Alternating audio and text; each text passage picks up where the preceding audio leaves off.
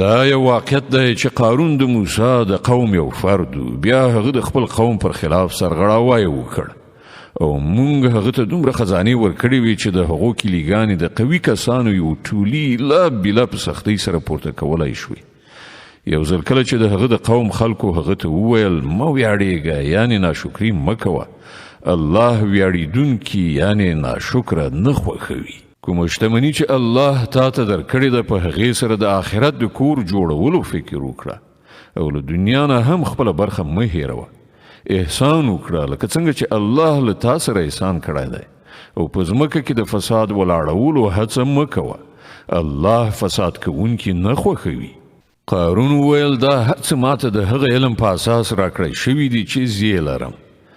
آیا هغه په دې پوه نه و چې الله له ده نه مخکې ډېر داسې خلک هلاک کړي دي چې له هغه نه زیات قوت او زیاته ډله یې درلودله؟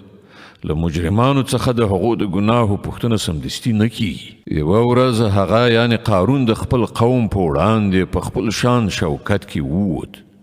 کوم کسان چې د دنیوي ژوند غوښتونکي وو د هغه په لیدلو سره یې وویل کاشکې زموږ هم همغه څه وایې چې قارون ته ورکړی شوي دي، دی خو د لویې برخې خاوند دی.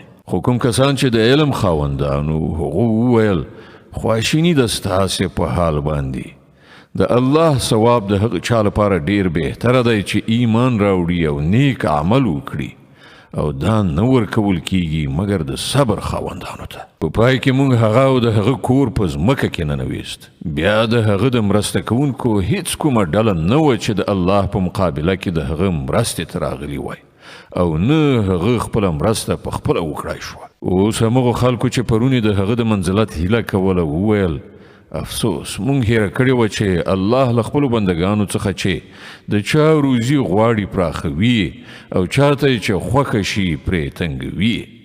که الله پر مونږ احسان نه وای کړی نو مونږ به یې هم په ځمکه کې ننویستلي وو. افسوس زمونږ په یاد پاتې نه شوه چې کافران فلاح نه مومي.